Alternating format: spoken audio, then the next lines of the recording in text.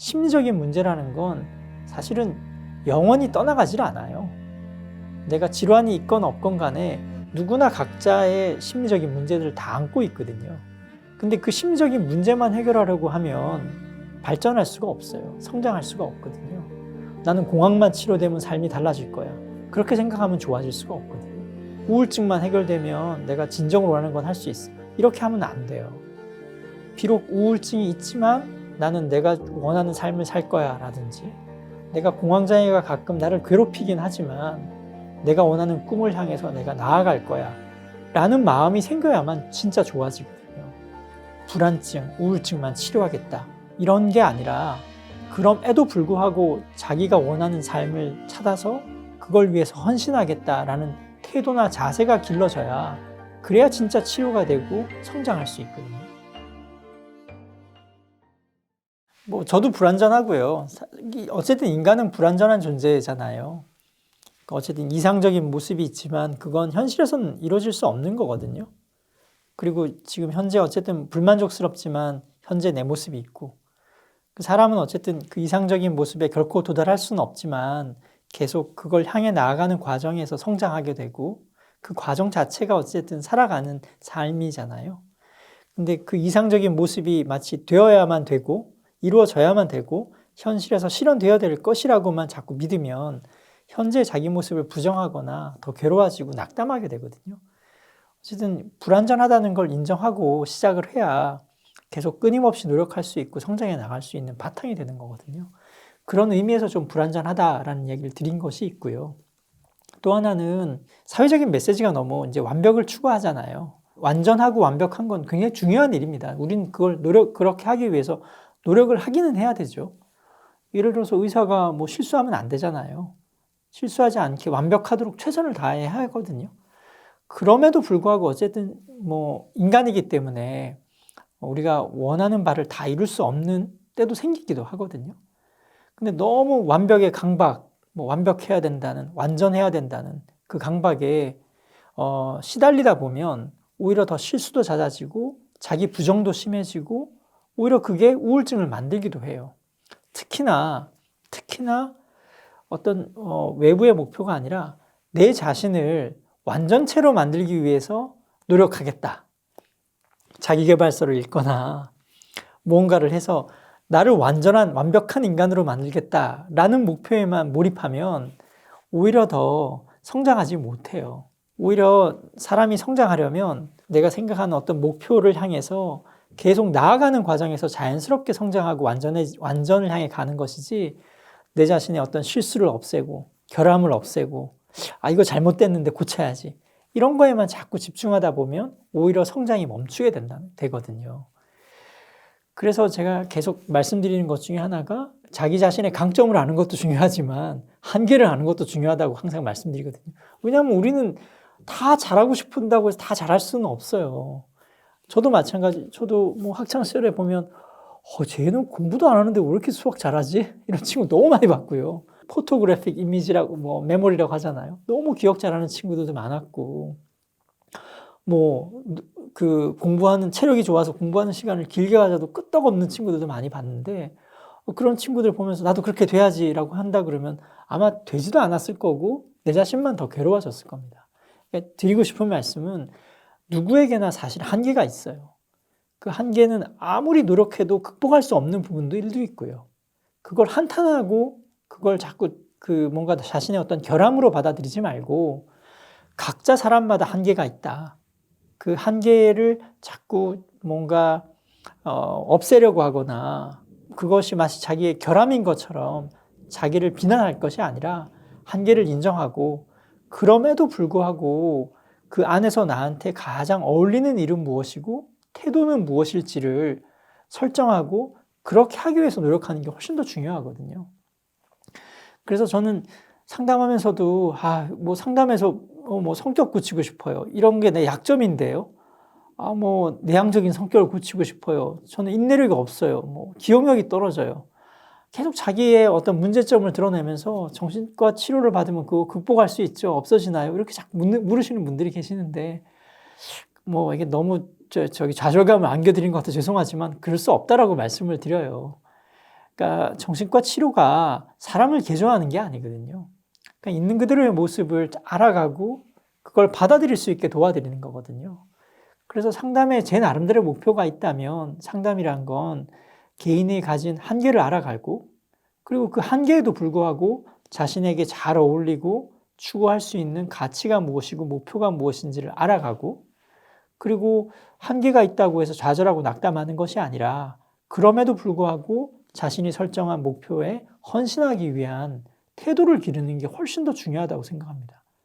제가 다 그렇게 할 수는 없지만 어쨌든 제 나름속에 마음속에 갖고 있는 저를 만나러 오시는 분에게 좀 전달했으면 하는 메시지 중에 하나가 바로 이것인데요. 어쨌든 각자의 사람은 불완전하고 그 안에서 한계를 가질 수밖에 없고 그럼에도 불구하고 각자 나름의 고유한 개성들이 있으니까 그것에 어울리는 목표를 찾아가시고 그렇게 찾아진 목표를 위해서 끊임없이 헌신하는 자세를 잃어버리지 않도록 낙담하지 않도록 도와드리는 것이 어쨌든 제가 하고자 하는 일의 목표이기도 합니다. 사실 정신과 치료나 심리 상담의 목표도 마찬가지로 그 자기 삶을 되돌려 드리는 거잖아요. 되찾게 해드리는 거잖아요.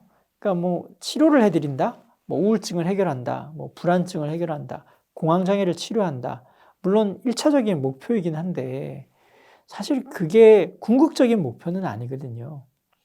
예를 들자면 공황장애가 있다고 했을 때 공황장애가 치료되었을 때 치료가 잘 됐다 이렇게 얘기를 할 수도 있지만 애석하게도 그게 궁극적인 목표는 아니거든요. 제가 생각하는 어떤 상담이나 진료의 궁극적인 목표가 있다면 공황장애에도 불구하고 자기 삶을 자기가 진짜 원하는 삶을 살게 되는 게 목표거든요. 왜냐하면 심리적인 문제라는 건 사실은 영원히 떠나가질 않아요. 내가 질환이 있건 없건 간에 누구나 각자의 심리적인 문제들을 다 안고 있거든요. 근데 그 심리적인 문제만 해결하려고 하면 발전할 수가 없어요. 성장할 수가 없거든요. 나는 공황만 치료되면 삶이 달라질 거야. 그렇게 생각하면 좋아질 수가 없거든요. 우울증만 해결되면 내가 진정으로 원하는 건 할 수 있어. 이렇게 하면 안 돼요. 비록 우울증이 있지만 나는 내가 원하는 삶을 살 거야 라든지 내가 공황장애가 가끔 나를 괴롭히긴 하지만 내가 원하는 꿈을 향해서 내가 나아갈 거야 라는 마음이 생겨야만 진짜 좋아지거든요. 그래서 어떤 증상이나 불안증, 우울증만 치료하겠다 이런 게 아니라 그럼에도 불구하고 자기가 원하는 삶을 찾아서 그걸 위해서 헌신하겠다라는 태도나 자세가 길러져야 그래야 진짜 치료가 되고 성장할 수 있거든요. 그래서 어쨌든 그런 마음들이 좀 제가 가르쳐서가 아니라 혹은 상담을 해서가 아니라 어쨌든 그런 마음들이 자라나야만 진정으로 치유가 된다고 저는 생각을 합니다. 그래서 너무 증상이나 아픈 부분에만 집중할 것이 아니라 내가 진정으로 원하는 게 무엇이고 어떤 삶을 살고 싶은지 어차피 한 번뿐인 인생인데 어떤 모습으로 내가 살아남고 싶은지를 그리고 거기에 맞춰서 행동하는 게 훨씬 더 중요한 우선순위죠. 제가 나름대로 지키고 싶은 직업인으로서 그러니까 정신과 의사라는 직업인으로서 지키고 싶은 것 하나는 시간인 것 같아요. 저는 사실 시간을 제일 중요하게 생각하거든요. 무슨 말인가 하면 사람을 변화시키거나 혹은 위안을 주거나 혹은 뭔가 그 사람에게 도움이 되는 모든 일들은 시간을 통해서 이루어진다고 저는 생각을 하거든요. 특히나 상담이나 마음을 다루는 일들은 시간에 비례할 수밖에 없다고 생각을 해요. 예를 들자면 5분 동안 물론 벼락같이 정말 굉장한 통찰을 심어주는 선생님도 계실 겁니다, 아마. 순간적으로 모든 걸 파악해서 정말 깨달음을 주는 어떤 해석을 심어주시거나 가르침을 주시는 분도 아마 많이 계실 것 같은데요. 저는 개인적으로는 어쨌든 사람에게 내어주는 시간에 비례해서 좋아진다고 생각을 하거든요. 시간이 길면 길수록 예를 들자면 오래 본 환자라든지 한 번을 보더라도 좀 길게 본 사람에게 훨씬 더 많은 에너지를 전달해 줄 수밖에 없고 그 시간 동안 주고받는 어떤 기운들이 있다고 생각하거든요. 개업해 있는 지금도 제가 가지고 있는 계속 지키려고 애쓰는 것 중에 하나는 어쨌든 최대한 시간을 많이 내어드리자라는 게 제가 가지고 있는 제 나름대로 목표 중에 하나거든요. 많은 사람을 보는 게 아니라 어쨌든 최대한 제가 제공해 드릴 수 있는 최선의 시간들을 내어주는 것, 그게 가장 중요한 일이라고 생각하고 있어요. 물론 그 시간을 어떻게 보내느냐도 중요하긴 하지만 기본적으로 그 사람과 내가 함께 했다는 시간들, 그리고 그 시간들이 계속 쌓여가면서 만들어내는 것들이 굉장히 많거든요. 1년을 보고 2년을 보고 5년을 보고 혹은 제가 예전에 병원에서 봤던 분들이 지금도 계속 보고 있는 분들이 계신데요.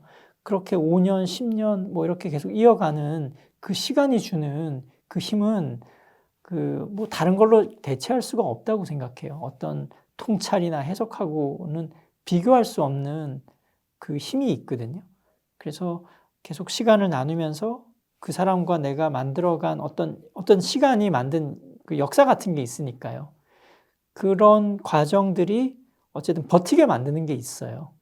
적어도 힘들면 이 사람 여기 있을 것이다라는 믿음이라든지 어쨌든 살다 보면 누구나 힘든 일이 있잖아요. 그럼에도 불구하고 그 자리에 가면 이 사람과 어떤 이야기를 나눌 수 있다라는 어떤 기대라는 것이 있잖아요. 그 자체가 사실은 치유적이라고 생각을 하거든요. 만나서 이런저런 농담을 할 수도 있고 하고 싶은 이야기를 다 하든 하지 못할 수도 있지만 어쨌든 뭔가가 있다는 그 자리에서 내가 시간을 나눌 수 있다는 그 기대와 믿음이 사람을 지탱하게 해준다고 저는 생각하거든요. 아마 그건 꼭 의사여서만은 아닐 겁니다. 친구도 아마 비슷하죠. 절친이 있다. 그 사람이 절친이 나한테 소중하다는 건 그 사람은 변하지 않고 그 자리에서 내 얘기를 들어줄 거야 라는 믿음이 있기 때문에 위안이 되고 힘이 되는 거거든요. 아마 가족이 우리가 힘이다 라고 하는 건 마찬가지일 겁니다. 항상 그 자리에서 변하지 않고 있기 때문에, 그리고 오랜 시간을 같이 보냈기 때문에 위안이 되고 나를 버티게 해주는 힘이 되는 거거든요. 물론 제가 절친이나 가족을 대신할 수는 없지만 어찌됐든 정신과 의사로서는 그 시간을 같이 보낼 누군가가 있다는 믿음을 심어주는 것 자체가 가장 중요한 것 같아요. 잘 안 될 때도 있고, 저도 이제 인간이고, 제가 내어드릴 수 있는 시간에 한계가 있으니까 잘 되지 않을 때도 있지만, 어쨌든 제가 가지고 있는 가장 중요한 생각 중에 하나는 어쨌든 의미 있는 시간을 같이 보내는 것, 그 자체가 굉장히 전 제일 중요하게 생각하는 우선순위입니다. 사실 정신과 의사가 파병을 간 건 아마 베트남전 이후로는 제가 처음인 것 같긴 한데요. 사실 대단한 일을 한 건 아니고 군의관이니까 사실 파병되어 가서도 진료 일을 주로 했고, 사실은 파병되어서 고생하신 분들은 실제로 거기서 수행하신 분들, 여러 가지 실제로 전쟁터에서 일하시는 분도 또 재건 사업하신 분도 많고 그래서요. 제가 이렇게 거창한 타이틀로 제 자신을 소개하는 건 좀 부끄러운 일이기도 한 것 같습니다. 사실 가서도 제가 했던 일들은 주로 현지인들 진료하는 일들이 많았고요. 또 파병 간 군인들을 진료하는 일을 했었고요. 근데 사실 제일 기억에 남는 사람이 누구냐라고 물으면 그때 제가 파병 가서 봤었던 5살짜리 꼬마아이가 있었거든요. 이름은 후세인이라고 했었는데요. 그 친구가 이제 그 이라크에 있는 다리 옆에 있는 다리 근처에 집이 있었고 거기서 살고 있었는데 그 다리가 폭격을 맞으면서 큰 충격을 받았대요. 그 이후로 그 5살짜리 꼬마아이가 말을 못하게 된 거예요. 그 전까지 말을 잘 하던 친구였는데.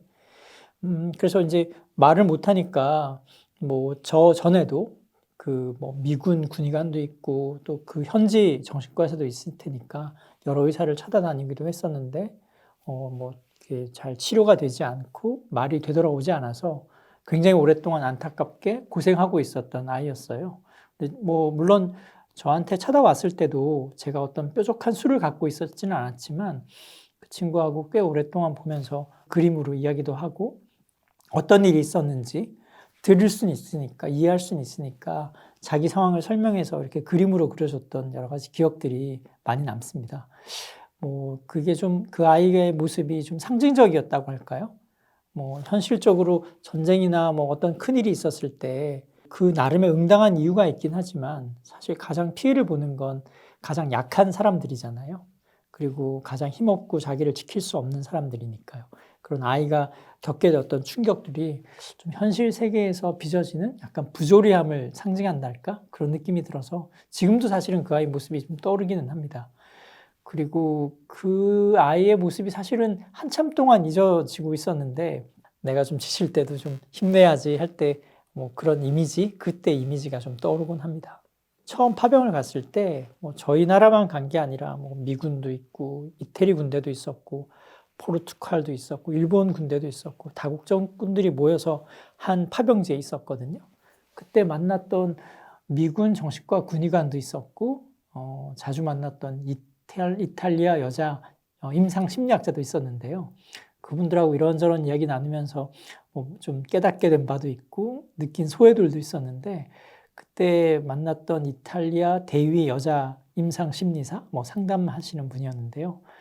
그분이 사실은 굉장히 제 인상에 강렬하게 남아 있어요. 그 이유는 실제로 이탈리아 군대는 거기서 전투도 많이 하고 굉장히 적극적인 활동을 많이 했었거든요.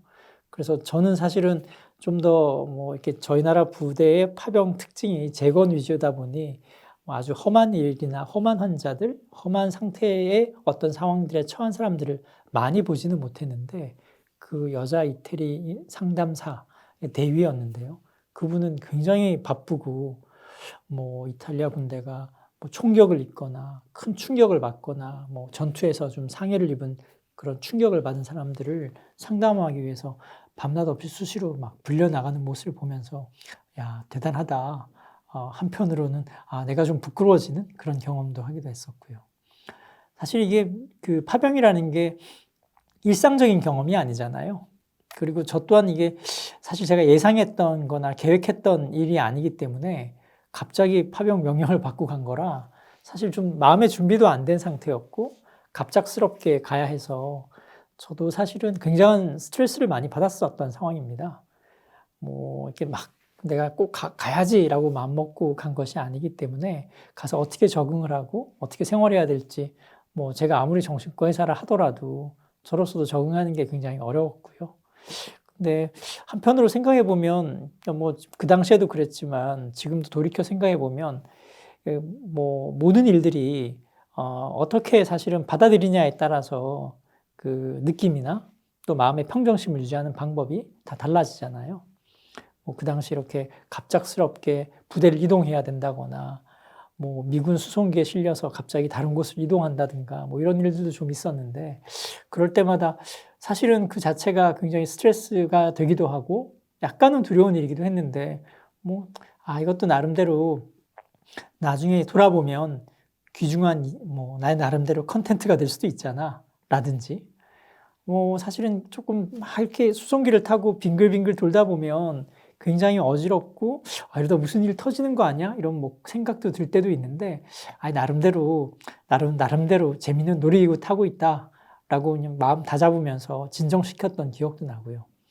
그런 일상적이지 않고 예측하지 못하는 일들이 꽤 많았었는데 그럴 때마다 이게 언젠가 한 10년, 20년이 지나면 지금은 굉장히 스트레스 받고 힘들어도 시간이 지나고 나면 좀 다르게 뭔가 내 마음속에 남지 않을까? 그런 생각들을 많이 했었던 것 같아요. 그때는 비록 내 나름대로 적응하려고 애쓰면서 잘 되지 않았을 때도 있지만 그때를 되돌아보면 아마 그때 겪었던 여러 가지 일들이 내 기억 어디선가 하나하나 남아서 뭔가 내 자신을 지금 살아가게 하는데 긍정적으로 내 나름대로 방향을 설정하는데 알게 모르게 영향을 주고 있다 이런 생각도 많이 들고요.